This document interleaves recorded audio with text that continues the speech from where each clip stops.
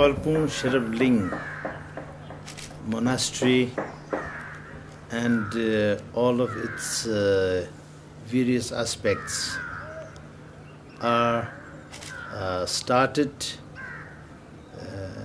almost 30 years back because the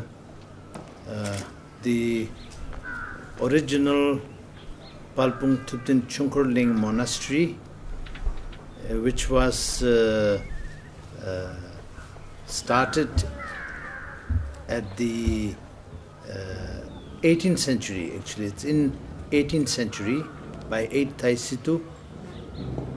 Since this monastery, Palpung 12th Chamgon, became a very important seat, not only for Karma Kaju, but also for entire Marpa Kaju, as well as Shangpa Kaju.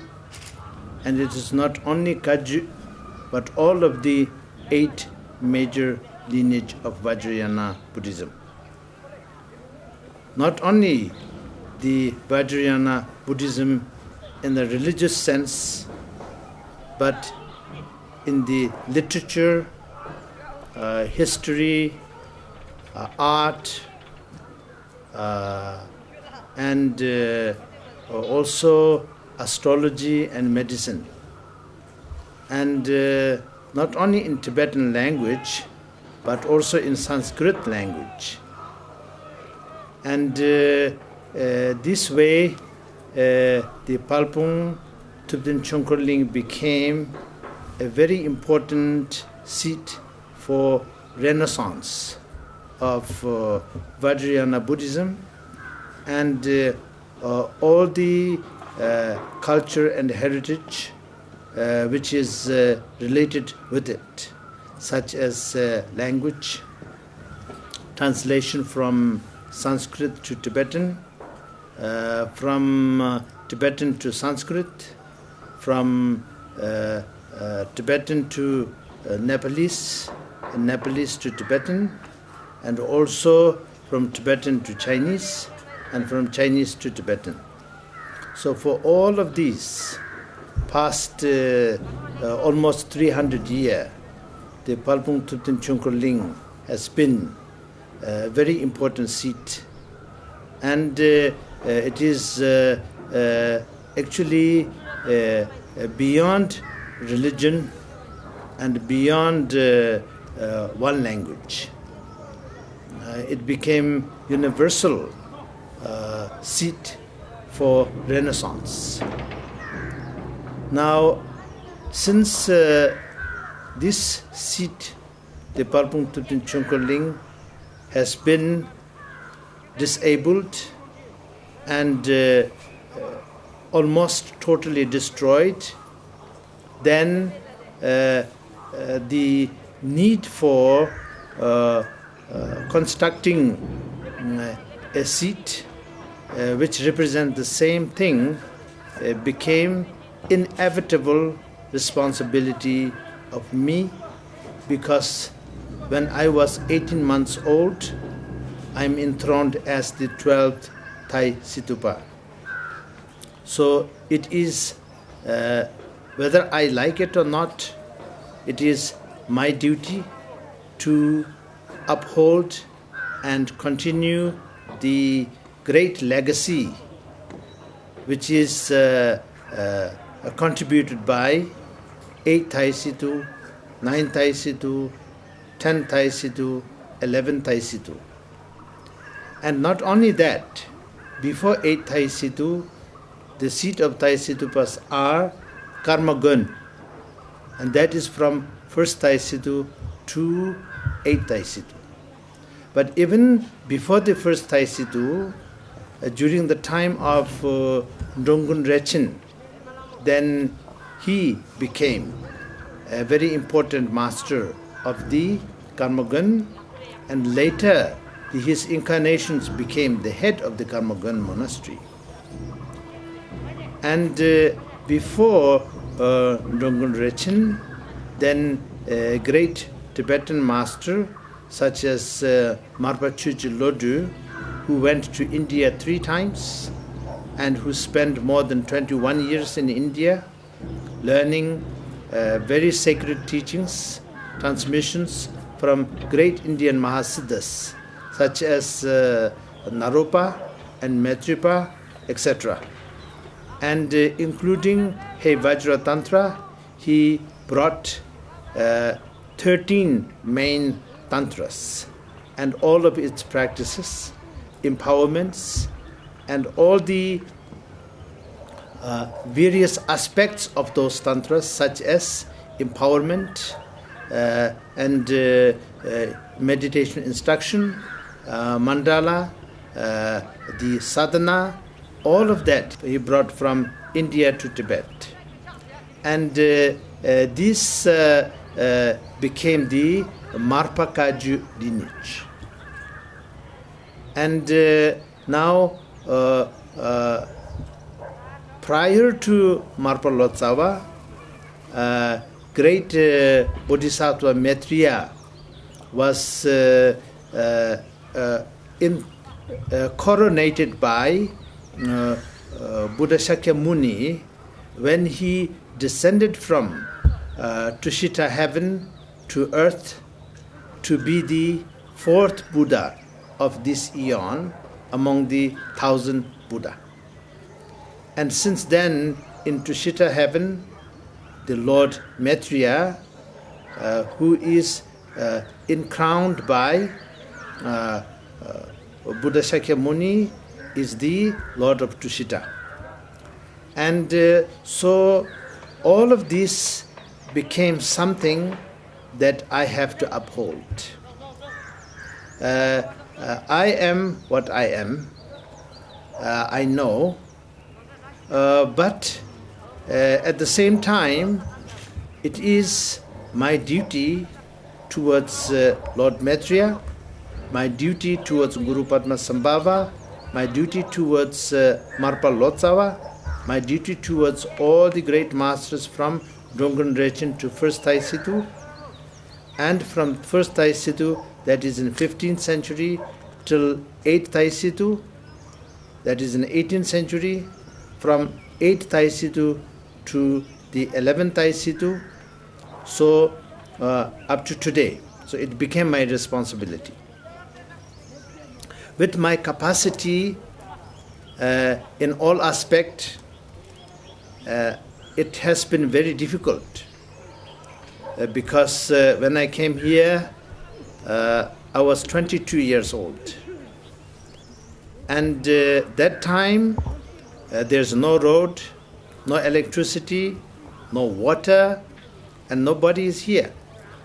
So we have to start from absolutely zero. Absolute zero.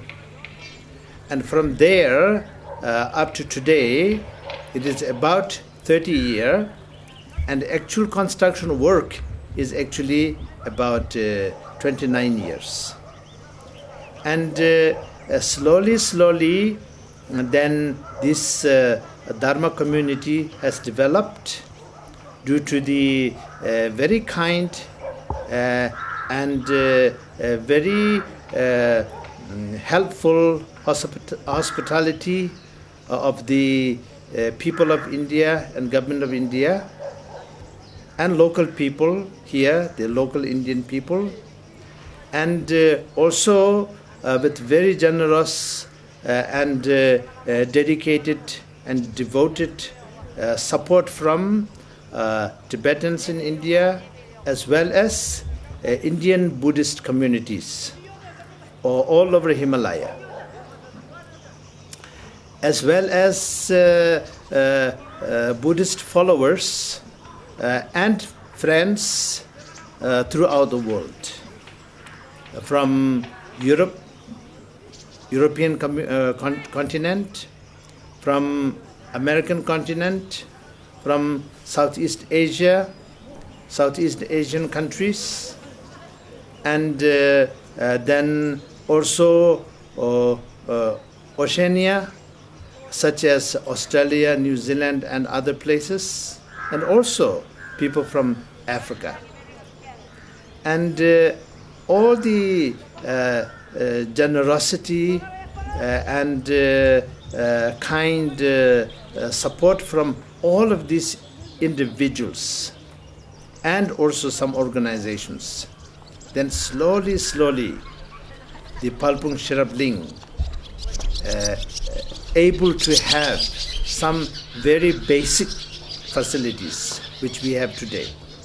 What we have today is a community of monks and nuns, about 600 here, and then also we have several branches in different parts of India, and also several branch Dharma centers in some of the Southeast Asian countries, as well as some European countries, as well as American countries, partly Canada and United States. And these centers are directly affiliated with the Palpung Sherabling Monastery, and there's many other centers which are related with the Palpung congregation, which is not exactly and not necessarily under the administration of the Palpung Sherabling Monastery, but historically connected, established by great masters who originated from the Palpung Monastery, especially since the 8th Tai Situpa and 9th Tai Situpa, 10th Tai Situpa and 11th Tai Situpa. So I take this responsibility with great honor to serve the Buddha, and also great honor to serve the humanity. I don't see there's any difference between serving Buddha and serving humanity. I believe in the essence of every living beings as well as everything that is perceived by them. For me, according to my lineage, everything is sacred. Therefore, when I look at other religions such as Hinduism, Christian, Judaism, Islam, all of these religions, actually it is impossible for me to say that they are not coming from the same sources. I describe every religion as of the humanity, by the humanity, for the humanity. Because it is a human being who described the God. And he discovered the God. And it is the human being who became the Buddha. It is the human being who received the message from the God, and also it is a human being who received the teaching from the Buddha. And therefore, always it involves human being as a recipient who received it, and then who heard it and then spread it for the benefit of all the living creatures by the human being. So it is for the betterment of every single human being, as well as every single living creatures. It is for the benefit of all of them. The benefit is very simple. The true benefit for all living being is to be free, to be happy, to be free from suffering. You and I can never find one single living creature in the entire existence who don't like to be happy and who like to suffer. You can never find. Therefore,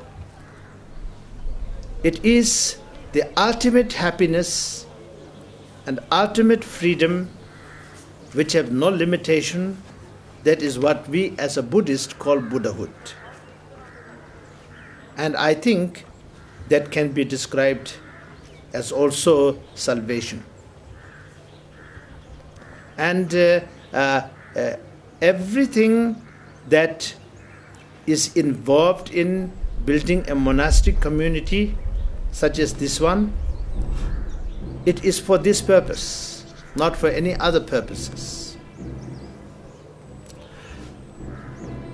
I also have great interest in building hospitals and schools, and also providing people ideas so that they can have a better, innovative, a creative commerce, so that people will make money as well as they will not destroy the environment. And it will benefit everyone. So I have interest in all of these. But my interest is one thing, and my duty is another thing. My duty is to build monastery, to preserve the sacred lineage, and that is my duty. And of course, when my duty is fulfilled, then I definitely wanted to also put effort in the other direction, which is to assist humanity in a relative, temporary sort of manner.